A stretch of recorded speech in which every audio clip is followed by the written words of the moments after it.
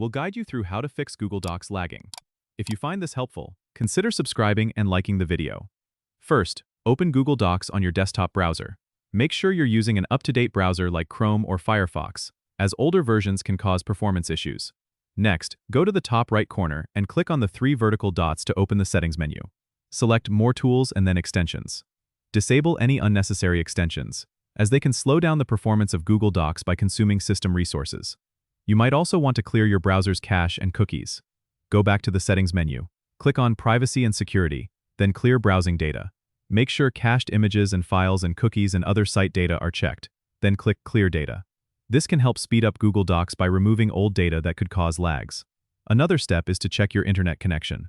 Google Docs relies on a stable connection, so you might want to restart your router or switch to a wired connection for better stability. If your document has a lot of images or is very large, try breaking it into smaller documents to improve performance.